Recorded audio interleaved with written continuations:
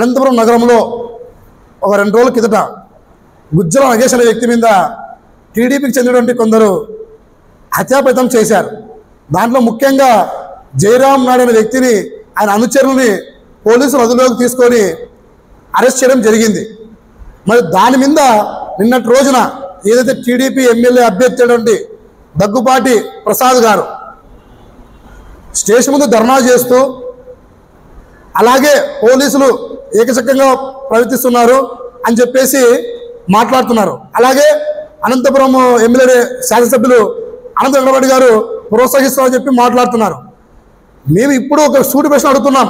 దగ్గుపాటి ప్రసాద్ గారు, గిరిజనులపైన దాడి జరిగితే చట్టం తన పని తను చేయకూడదా? అంటే గిరిజనులపైన దాడి జరిగితే మీ టీడీపీ నాయకులకి పూలదండలు వేసి పోలీసులు ఏమన్నా హారతి పట్టాలా? అంటే గిరిజనులు అంత చిన్న చూప మీకు? గతంలో ఏమో మీ నాయకుడు చంద్రబాబు నాయుడు గారు గిరిజనులకు చదివే రాదు అని హేళన చేసి మాట్లాడతారు. ఈరోజు అనంతపురం నగరంలో పట్ట పగలు కళ్ళలో కారంపొడి కొట్టి హత్యాప్రయత్నం చేస్తే వాళ్ళపైన పోలీసులు చర్యలు తీసుకుంటే నువ్వు ఏ విధంగా స్టేషన్ ముందు కూర్చొని ధర్నా చేసావు? అంటే నువ్వు గిరిజనులకు ఇస్తున్న విలువ ఇదేనా? నువ్వు అసలు గిరిజన ఓట్లు అడిగేకి నీ హక్కు ఉందా? ఈ రోజు నగరంలో 10,000 పైచులకు గిరిజన ఓట్లు ఉన్నాయి. నువ్వు ఏ విధంగా గిరిజన మొహం పెట్టుకుని ఓట్లు అడుగుతావు అని హెచ్చరిస్తున్నాం.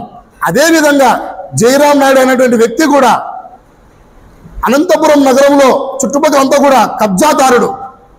గతంలో టీడీపీలో పనిచేసినప్పటికి కూడా రాజస్థాన్, కిర్గిస్తాన్ నుంచి చూసుకుంటే అనంతపురం రాప్తాడు పరిధిలో SC/ST భూములను దోచేసి 8 ఎకరాల పైచలకు భూములు దోచేసి, అలాగే పెద్దంపల్లి దగ్గర కూడా నువ్వు 8 ఎకరాల భూమిని దోచేసావు. అన్ని SC/ST భూములు దోచేసి ఈరోజు నువ్వు SC/STలో పాపాత్రులైనవు జయరాం నాయుడు.